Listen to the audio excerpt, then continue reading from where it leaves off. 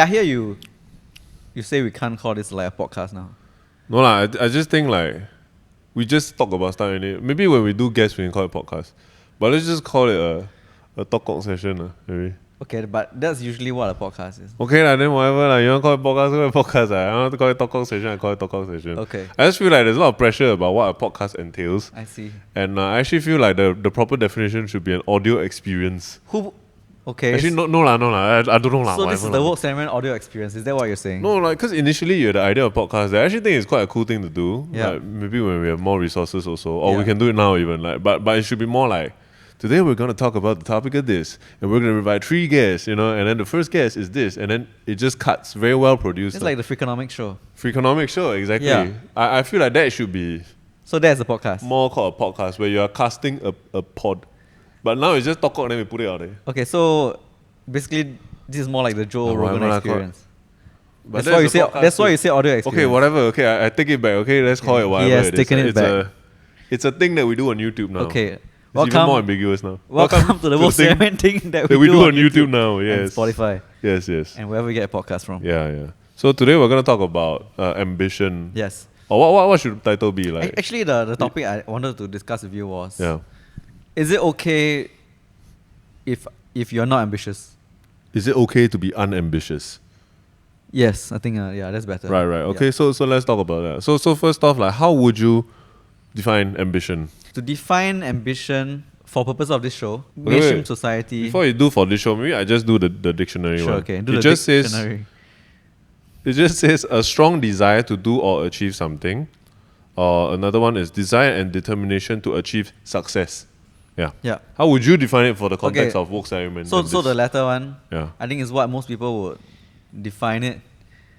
Success, and their conventional idea of success is basically be as rich as possible and have nice things. Okay. I think that's what most people would think what success is. Whether right or wrong, that's a different issue altogether. Probably wrong though, I think. Yeah, but most people do think success is like that. Yeah. So therefore, when people say, is it okay to be not ambitious? What they mean is like, is it okay if I do not pursue the conventional idea of success, or is it okay if I do not attempt to build wealth? Right. Yeah. And what would you think the answer to that question is?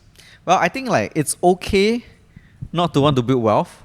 It's okay to be unambitious, but you will have to accept the consequences of not building wealth, which is often you don't have a lot of say in your actions or what you can do. You don't have a lot of choices in life. Right. I think as long as you can accept that, it's fine.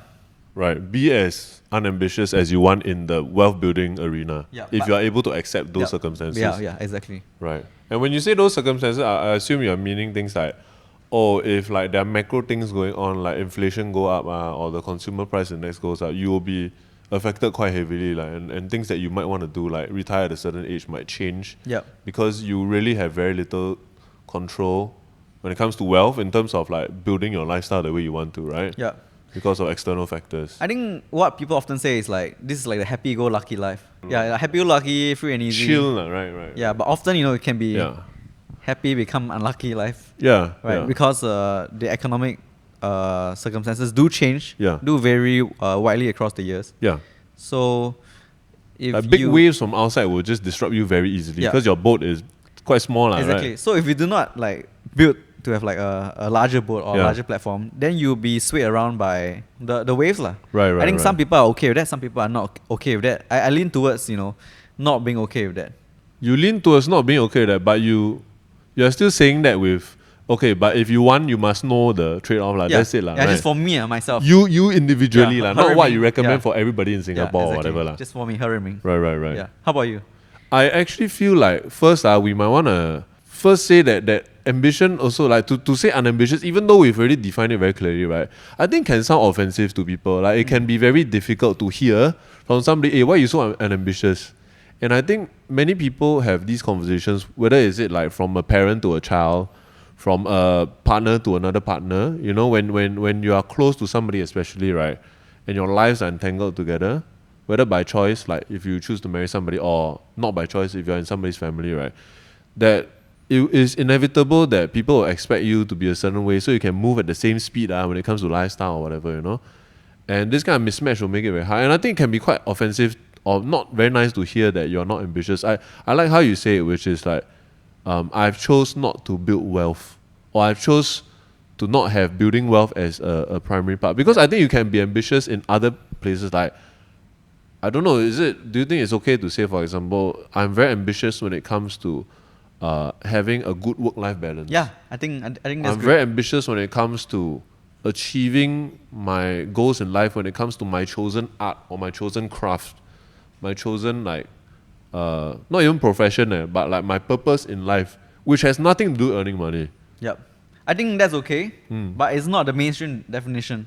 Okay, right. So, of course, I don't think everyone should pursue like conventional success all the way. I mean, we've talked about this like multiple times. Yes. In the whole thing. But conventionally, when you tell people, or when people say you're unambitious, they'll be saying something like, either they'll be questioning like, I mean, quite asshole thing, like, you know, how come you are not rich enough, or how come your career is not as great? That's also not a very nice way to put it, honestly, I feel. Yeah. I like what you say, like wealth building. I like that as a way to say it. Like, so, how come you've not chosen wealth building as a priority in life? Do you think that's a fair thing to ask? Instead, why are you so unambitious? It's a weird way to say it to other people, which is why most people will just say unambitious. But for purposes of this audio experience, that it works. So coming back to the question you asked me also, like, I feel like in the arena of wealth building, I straddle quite weird in between, because I mean this thing also quite subjective, I find, and it is the people that surround you will also define how you feel is too unambitious or not. Yep. Because you can say like, oh, if I'm chasing a net worth of 1 million, to me that is ambitious. But to somebody who is already multi-million, that might be, that's a standard definition of my circle of friends. So, so to me, I rather if the conversation was a bit more objective. So for me, it's just a net worth of $1.2 million invested. That is my goal for when it comes to wealth building, lor. But I feel like if I'm in a different circle of friends, like if I'm hanging out with Ruiming and the kind of people that you hang out with, not to say you hang out with this, I don't know, okay, I'm just saying, right? If I'm hanging out with people whose net worth is objectively higher than mine. Please do not create false fake news. Okay, I'm sorry, I don't mean to say, I really actually have no idea what your net worth like. Okay. It's like, and when we don't hang out together, I don't know what you talk to your other friends about. Like it's not just money also. I mean, we go cycling and mountain biking. So. Okay, fair enough. But okay, let's say if I was like friends with like people who are like VCs, you know, or like very rich people, or people who are also ambitious in terms of career, I would feel like I'm quite unambitious. But then I hang out with some of my other friends who might have other types of, they prioritize their life in different areas. I want to be artist, I want to be a family person. Then I might feel in that wealth building side I'm super ambitious, you know. So it changes around also lah. I think also have to be said that I think depending where you live, there is a point where you should aim at a floor, as a base, a floor. Like for example, expensive Singapore, if you don't wealth built to a certain extent, right, your life quality in terms of like basic necessities, putting an adequate roof over your head, your ability to have enough float to make lifestyle changes, like I want to go on a sabbatical, discover myself, or try for another job, learn a new skill. These things, raise a family, you need a certain floor to come, and the floor is different in all different countries, you know. Like I like to take that American that study that they did a long time ago. That a lot of people also argue that it's not quite correct, that the happiness will increase with income up to about $75,000 a year. So I like to use that as my floor lah. I understand that might be a bit high for some people, and I think also changing depending on like if you're able to live a very frugal life and still be happy and stuff like that. So I feel like for me, I need at least like 5 to 6K a month myself individually. Then that's my enough point. Not enough point. That's my base when it comes to like wealth building. Then also when it comes to net worth, I'm aiming for 1.2. Then from then on, like I would think I've done enough. And I don't know if that's too unambitious. I sometimes feel like it is. You know. In terms of numbers, I think now that I've reached my first FI goal, I don't have any other magical number to hit next. However, like I would still like to be ambitious enough to be able to change my circumstances in,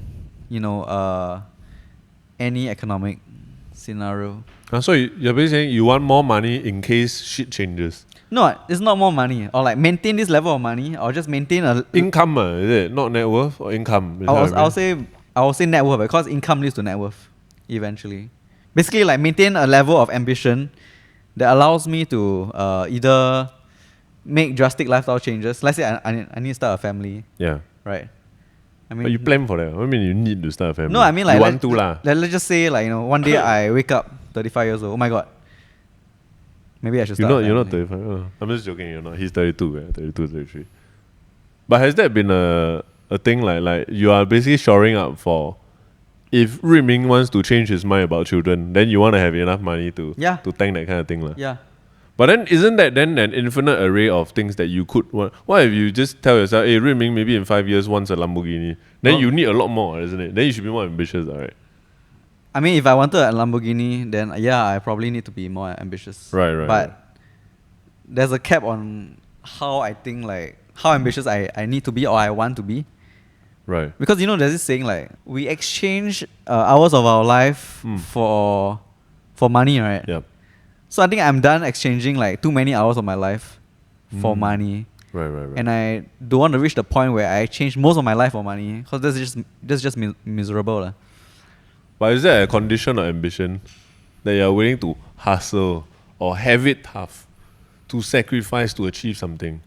Like, have you ever like hang out with your friends and maybe they are saying, oh, my life is like this, my life is like that. Then you feel like, hey, you all should be more ambitious and lift yourself out of these different situations if you're complaining about it so much. Yeah, I find like often telling people these things, I hate giving unsolicited. Same. Yeah. So I don't do that. Yeah. I mean, I just make a mental note like, okay, our goals are different, but that doesn't mean we can't be friends. Because it can be very annoying, like I'm just telling you my life problem. Like, you know what you should do? You should lift yourself out of this thing and become more ambitious. Why don't you try this? Why don't you try that? Why don't you hustle a bit more? Why don't you do a side hustle? Blah, blah, blah, blah. Yeah. It can be very annoying, right? Like, yeah. Because I'm not asking you for a solution. I'm just. I think if someone asks as a you, friend it's telling fine. you. Right. So if specifically I ask you, what do you think I should do with my life? I'm struggling with all these things. I want to take a break, but I can't.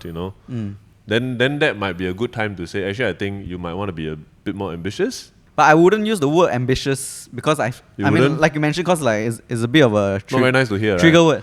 Yeah, it's a loaded term. So I just tend to say like, oh, if you want this, then you might want to consider doing this. Right. Yeah, because if you use like the unambitious, you say ambitious, then they stop being a friend. Now tell you. Then one day they show up in the hardware zone forum say, yeah. who's my friend? Then he said these mean things to me. Then in the end, he's the worst person in the world. Have you been on that receiving end of that before? Unsolicited advice or what? Not just unsolicited advice, but like the idea that somebody is telling you, hey, why don't you work harder?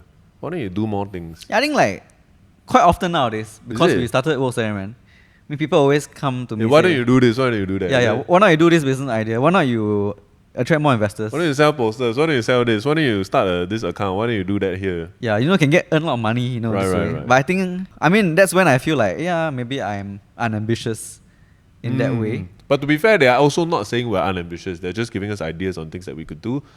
And that's fine, right? I mean, even not unsolicited. Not all. I think some of them are like, you do this can earn a lot more money. You can be this page can be like a lot more successful. Right. But it makes us feel Yeah. that we might be unambitious or we're not doing full justice to our business, right? Yeah. I feel that too sometimes. Yeah. So definitely I felt it. But then over time I just kind of accept like everyone, as long as they understand the consequences of what they are facing, I think it's fine. When they choose not to build well, right? Yeah. The consequences Yeah. trade-off. So for example, if we are unambitious our business, we might never become billionaires or multi-millionaires. I mean, okay lah, Cannot become billionaire. Then So, why I we mean, do this? so be it. I'm joking. I really have no illusions that we will become billionaires doing the work. Or like, we will never start like a tech company worth like a $79 million. like a scalable, infinitely scalable business, Yeah. right? Yeah, our thing is not that. And I think like, okay, I mean, I'm really done exchanging too much of my life for money, right? For some of my friends, I guess they value experiences more, right? Meaning what, like trips and stuff? I mean, trips. Now they want to start a family, right? Start family is considered experience. I mean, this is audio experience lah. So I'll say this is the family experience. Okay. You So- mean non-monetary things or non-material things? Is that what you mean? So, buying stuff. Lah. Yeah. So I just see them as like, oh, they're ambitious in a different way, like, which is what we talked about earlier in this audio experience. But have you faced it on like a personal relationships front? Because for example, I have, where like before we started Work Salaryman, right, I always wanted to start something like my own anything, whether it's a freelance thing. Because I just didn't like to go 9 to 5. Nothing wrong with my job or whatever. My jobs were good. It's just that I just didn't like commuting. I didn't like the regular hours and things like that. So I was always dreaming about starting my own business. And actually, like, I felt like I was quite bad to my fiance or my girlfriend at that point of time, or my wife now, like, but I don't know why I went through all the gamut of relationship status. But yeah, we've been together for very long. I think like 12 years. You look at your watch, I thought you were going to say... No, I'm looking at the year, so I can... I thought you were going to say 2 hours or something. Very, very, very scary on this question. I say wrong, I cannot work on it. Okay. But I can edit it. La. But she'll notice like if like we've been together for, then it's just another recording that 12 years. Yeah, so no. Like she'll notice so yeah, 12 years. It's you cut Wei Choon some slack. I mean it's Wednesday, we just had lunch. Need to cut slack. I'm actually gonna talk about how I actually was not very kind to her. Okay, go on. Yeah, so because I had my own ambition that I wanted to start my own thing, right? My wife is somebody who's very creatively talented also, and she's really good at drawing cute stuff. And she also tried to do some like business where she did her own cute IP, then she can sell. So what I did eventually, I found myself, I projecting my ambition onto her, I was saying like, hey, why you always come back from work, then just do nothing at home? When she had literally done a full 9 to 5 work day, Then I come back like, you should do your own side hustle, like I'm doing with the Work Salaryman, blah, blah, blah. So I'm projecting that on her also because she's so close to me and such a big facet of my life that I felt like if she's not reflecting this, then not enough of my life was reflecting this. So I realized I also put this kind of pressure on her. And I think it's actually a big ask, like because people do like 9 to 5 at work, deal with all kind of shit. Then come back, do even more like what we were doing for the Work Salaryman after our work hours, right? Yep. It's a big ask and it's not a norm, So I also realized I was sort of projecting that. But I think also like when you're in a relationship with somebody, right, you're that close to somebody, right?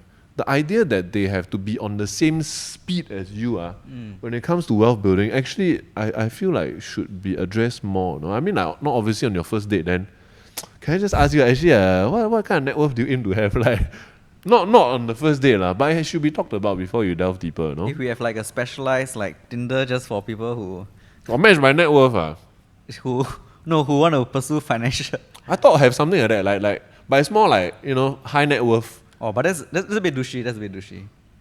But they just gatekeep, right? Yeah. How much on it? But you're talking about projection, right? No, I'm talking about like community. If you really want to do like this financial independence community, yeah. Then like you want to date within that community. Yeah, date within community. Then I think that would be appropriate. But other some of them then quite sociopathic. I know, but outside of that, it would be quite a weird question to ask. I'm sorry I said that. I just said some of them, right? Yeah. Just from my experience. Also, I find that a lot of times I think like people who adopt this kind of like FIRE mindset or like wealth building at a hustly kind of mindset, they have a certain type of they skew towards one type of personality one. Yeah, it's like screw the rules, I'm gonna do it my way. Yeah, I don't care what other people think. Yeah. So I don't care what other people think of me. But if you do not care what other people think of you, how do you be in a relationship with somebody? Yeah, exactly.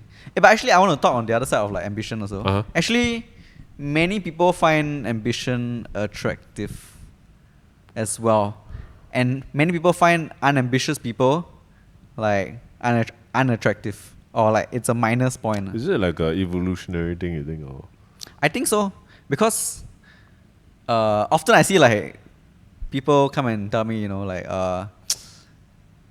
they don't need to be with someone who is rich, but they need to be someone who is ambitious or have goals. So it's not where you're at, it's whether you are your trajectory working towards something. Yeah. Also, if you like ambition, whether it's like mainstream definition or not. Yeah. I mean, maybe it could affect like how you come across it, your appeal to people. Yeah, your relationships as well. Does it affect you? Like, would you care if your partner was? I don't know if you're going too personal. Was what? I mean, like ambitious,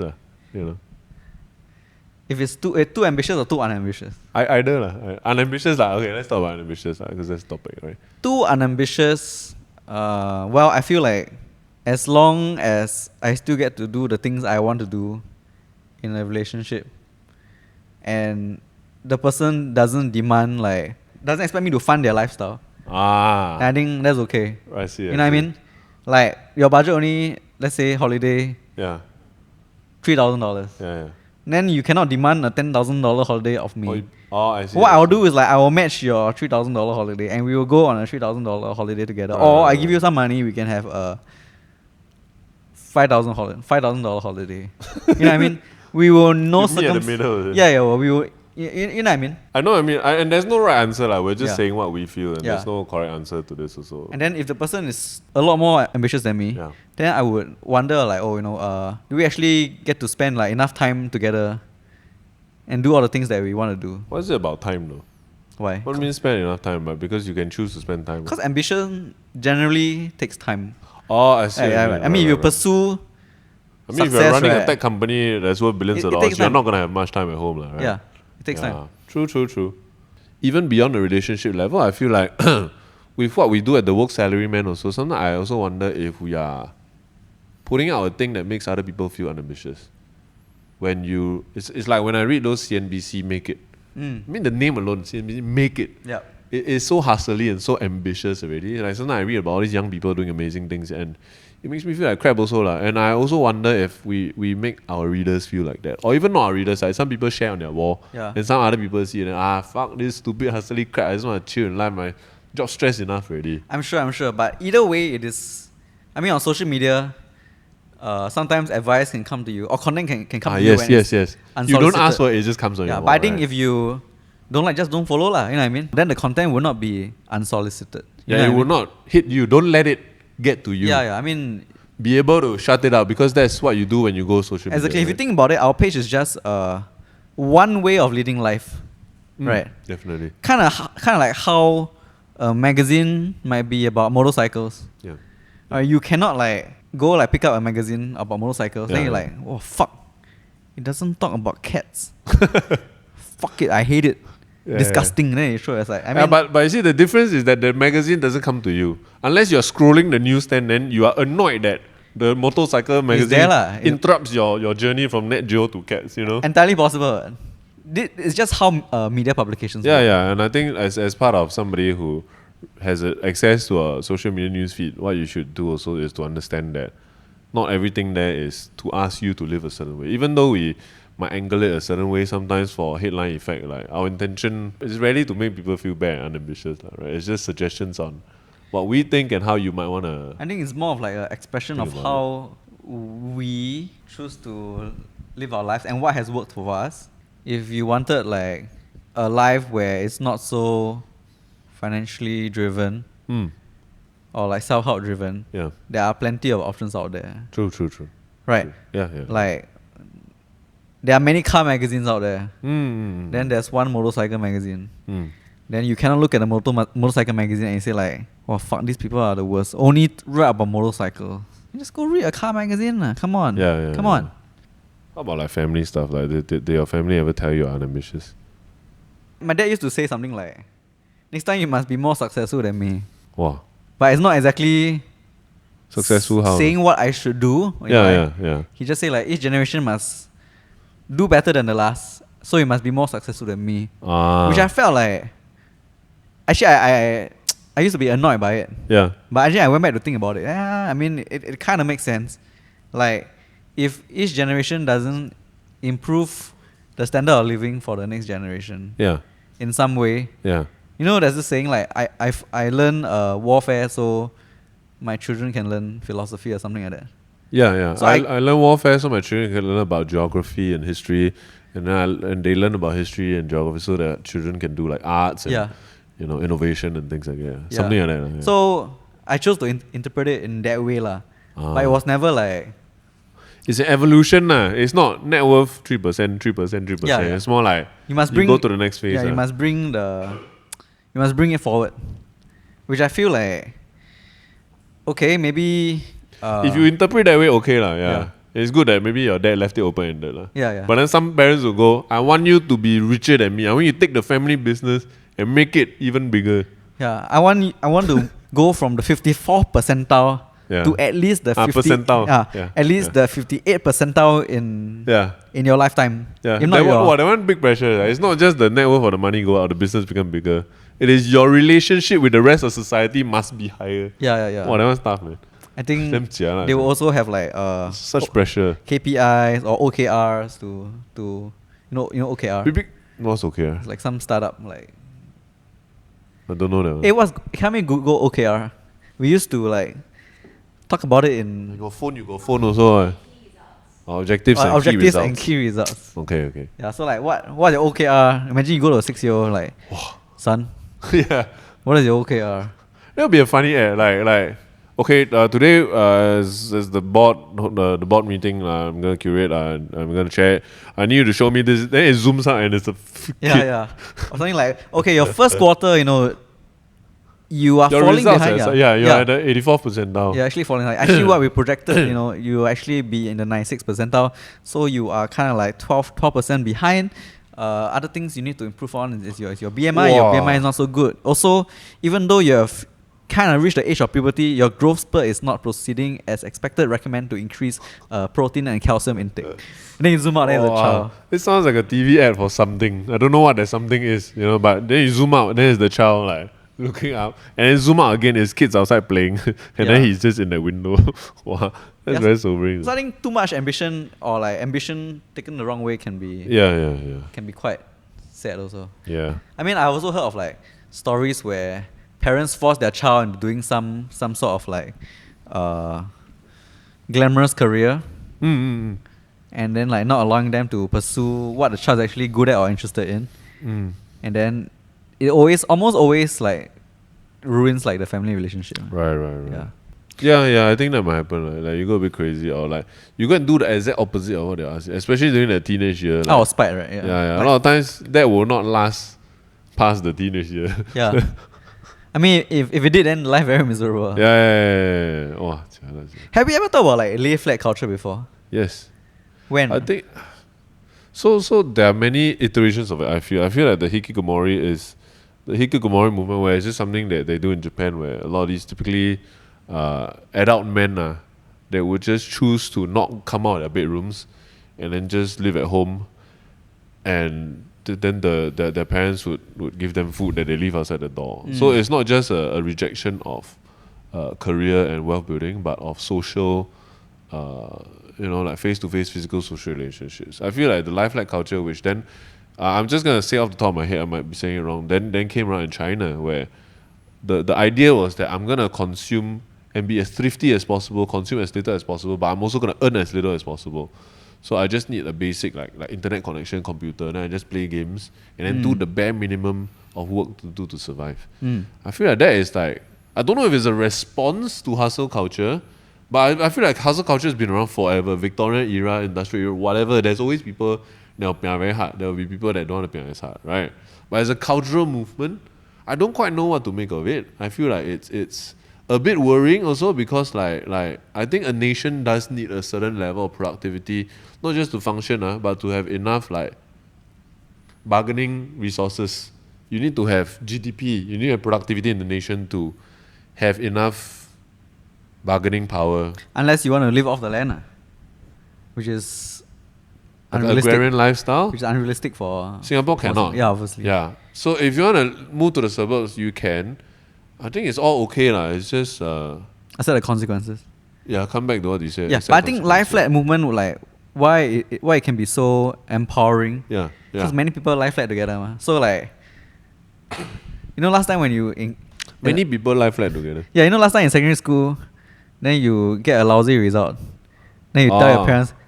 Yeah, actually a lot. They also. Actually a lot of people also get. I see what you mean. Yeah, so it's like a safety in numbers sort of thing. So it's a movement you can blame. You can blame society, is it? No, it's like You can say I'm not the only one. It's not that weird. yeah. Most people are like we that. all do this, but yeah, I think doing that will mean that you will have less bargaining power over other people who work as hard or have more resources. Yeah. So actually, I feel like if I were in a position where I had less bargaining power than someone, my response would not be to Lie down. lie down. I would first try to run and try to keep up first lah. Yeah. Maybe eventually I lie down. I do not know. I do not know. I like what you said, that it's empowering, and I do feel it's a bit empowering, because it's like, fuck you, fuck your game, I'm just not gonna play. Mm. It's like there's a quote, I forgot from what movie exactly. The only winning move is to not play. So I don't want your game, and I don't want to have to climb all the way up your stupid ladder to have to gain enough agency to live my life. I'm just gonna exit this thing and YOLO it and let it happen to me, and that's my choice. And it can be quite empowering and badass to say that. But I also think like how many of these stories are not documented where they choose to do that, then gradually and consistently their life gets eroded away, and their ability to their choice gets eroded away, and they end up having not the kind of life that they want. I think a bit also similar to like the van life kind of thing but actually van life different. Because van life also a lot of them find a way to make money by documenting their journey, do vlogs, do Instagram. Then they have to set up the shot, wear bikini, go somewhere in the canyon. It's a business also. Yeah. And when you think about that business, it's suddenly not so fun anymore. That's why like I was sort of into it. I really love looking at how people convert their vans and stuff. But then you think about it, like the behind the scenes work, and then some of these YouTubers also come out and say like what actually is like to be a van lifer. It's also not lie flat. It's not lie flat. It's the illusion of lie flat, but there's so much work behind it. Yeah, I think when you lie flat, it's okay, but you're kind of like ceding control to the people who don't lie flat. All the environment as well. Yeah, and then after that, like these people who will shape the narrative. Yeah, they will shape the world. They'll shape the world, and you have to follow. If it's not, if you are in their way, they might just ask you to go and lie flat elsewhere, or we bulldoze over you. Yeah, so I think like you either pray that they are good, benevolent people. Yeah. Who will be kind. Yeah. And don't put themselves first. Yeah. But what I've often seen is that actually everyone is self-motivated. It takes like a very special kind of person to become very, very successful, very wealthy. Yeah. Then like expect. Then be kind. Yeah, no, and then after that like give without any expectations. Right. I think like it takes a very special sort of person to do that. Very rare. Yeah, very rare. Right. I mean, if you lie flat, then you just have to suck thumb. Yeah, like in a way, suck thumb lah. I always feel like there's no such thing as set in stone. Like I design my life now, and I'm okay till the day I die. Yeah. So many things can change in the world where suddenly your haven of lie flat, where it is very cheap to live, the locals are nice, you are very comfortable, and then suddenly something comes in where, like you say, the people who don't lie flat come in, gentrify the area. Suddenly your area very expensive. You cannot afford the rent. You cannot afford rent anymore. How long can you insulate yourself? And actually, the best way to insulate yourself is actually to get money. Not the best way, like, okay, one of the best, like, okay. I don't know what other way there. What other way is there? Inheritance, money also, right? There's violence. Okay, violence, yeah, but I don't think very sustainable. Violence is the Genghis Khan way, But to even get violence, to have violence in scale, you still need to not lie flat to accumulate it. Yeah, exactly. Or have money to accumulate it. So it still comes down to not lying flat, to then be able to lie flat. But when you do that, that's not lie flat already. Lie flat indicates, the definition of lie flat is consume very little, earn very little. It doesn't count if I have to, that's fire already. If I have to hustle, then I lie flat. That's fire. Yeah. Yeah. Speaking of like arbitrage, you said just now. Yeah. I was looking at houses in Malaysia. Yes. You're showing me. Oh, rental over like the weekend. Very cheap, right? It's like $1,000 you can rent like a bungalow. $1,000. Okay, just explain. Maybe just. Okay, just so I went to some like, taking into account like currency. So I went to propertyguru.my, which is in Malaysia. Yep. Propertyguru.com.my. Yep. Not sponsored. And I think I found a place in Kuantan. Which I think I visited like twice when I was a child. Okay. Then like I looked for like properties there to rent. I mean, out of curiosity. Then I found like this, I think 3,000 square foot landed house going for $1,000 a month, which is around like 300 plus Sing. What the heck? So if I wanted to lie flat, I would probably go there. You lie flat in Kuantan. In a landed property in Kuantan.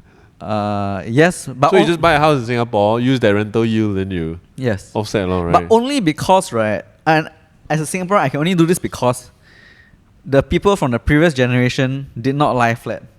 Or in Singapore. Yeah. Right. Yeah. They built enough value in Singapore that you can get that kind of rental yield in comparison. Then now I can lie flat there. Right. So lying flat either always has a cost. It has to come from like the past. Someone didn't lie flat. Someone worked hard, so you enjoy this thing now, right? Yes. You think Singapore will magically, the property can attract so much rental? Yeah. No, right? Yeah. And then after that, or either take it from your future self. Yeah, but you enjoy now, then like the future self, Leave it up to fate. See what happens. yeah, which can be quite rough lah. Yeah, true. So if I wanted a life flat as a Singaporean, Yeah. I will move to somewhere where rent is a lot cheaper. Mm.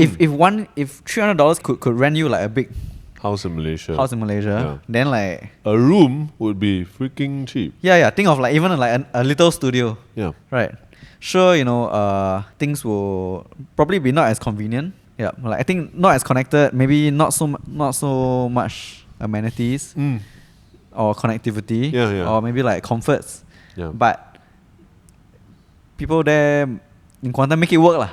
Yeah. And if you switch out of your Singaporean mood Mm. and enter Kuantan mood, Kuantan I'm mood. sure you can make it work also. Can make it work. But only because you can earn. I mean, you earn the money that is stronger because previous generations already put in the work to make sure that it's worth something. Yeah, so the idea would be that you have a house in Singapore that will get you maybe what $2,000 to $3,000 Singapore dollars in terms of rental yield every month, right? Yeah. And then you rent a place in Malaysia that is a bigger house, but will cost you what $300 Sing. Yeah. Then you can. But that value in Singapore dollars that you can rent from the property here is a result of past decades of great work in Of hustle, building up yeah. the nation. So the land here is worth more money than in Malaysia, right? Yep. Yeah.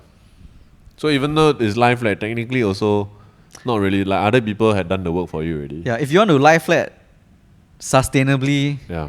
I think it's not possible lah. If you come from nothing, come from zero, you lie flat, you just die. Your life flat on the. I mean, if China you life wasn't flat, you just die. if China wasn't the country it is today, Experiencing tremendous growth. I mean, like until yeah, recently tremendous lah, growth, right? Yeah. Then this use. You this, think it will this come youth- about still the life No, flat? no, culture? I don't think right? I don't think they can lie flat. Right. Lie flat is like if youth in China wanted to lie flat in the 1950s, I just cannot imagine the things that would have happened to them. Yeah. Actually, I can imagine. I mean, it did happen. So what happened in the 1950s? I'm not a historian, so I don't remember. I mean, like This is what? Is it the there was a purge of unproductive peoples. is it the Great Leap Forward? Is that 1950s? The communist regime. I mean, Right. like they focus a lot on like Productivity, productivity right? and basically punishing people that never focus. I mean, never pursue their agenda, lah, right? Yeah. So you want a tang ping or life flat there? You probably your life flat dead. Yes. In the 1950s, if you chose the Tang Ping lifestyle, it would have been the eternal Tang Tang Ping Ping. lifestyle. Yeah. But I also think like sometimes it's generational, no? Like it would be a generation that has gone through a lot of hardship, then they would preach the values of hustle and to work harder, and they might impress it upon their kids. And their kids, as a result, who is also experiencing good prosperity now because their parents have been hustling in the past generation, right?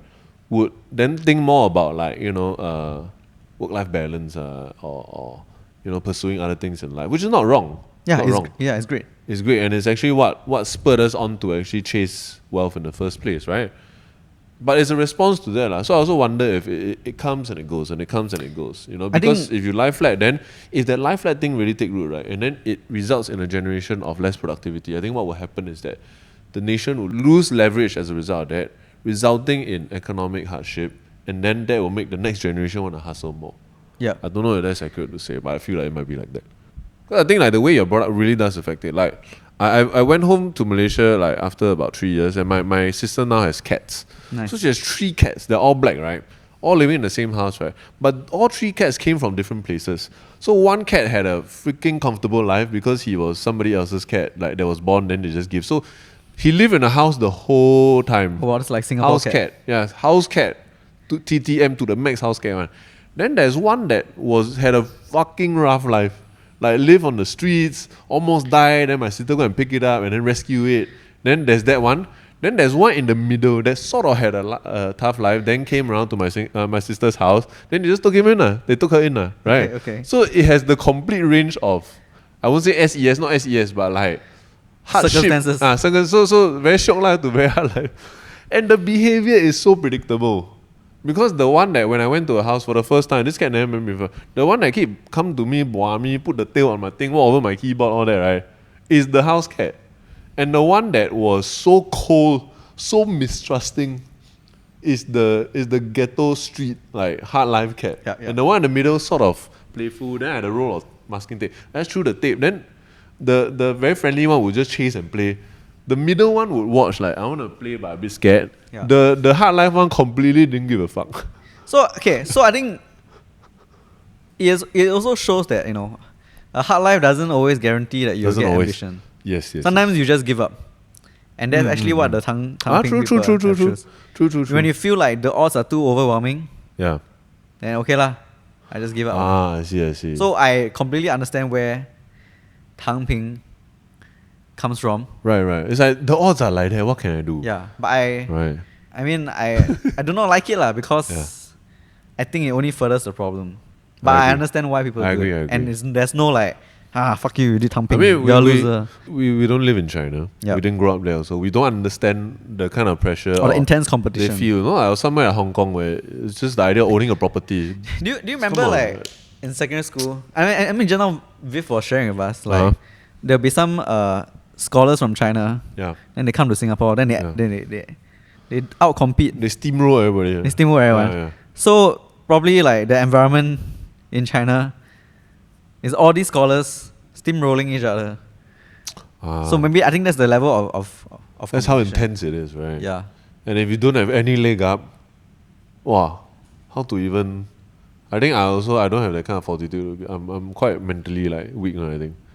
I will give up in this kind of situation. So we must also be quite grateful Yes. about the privileges that we have. Exactly. I'm grateful for the privileges that we I'm have. also grateful for the privileges.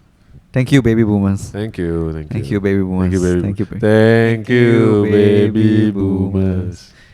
I think that's a great end to our podcast. Okay, let's end it there. Thank You you, wanna baby end it? boomers. Yeah, end it. Okay, we'll It's end not it. a podcast, it's a YouTube thing that we do sometimes. Okay. Thank you for Thank you listening for to listening to the. the YouTube thing that we do sometimes. Okay. Okay, bye-bye. Bye.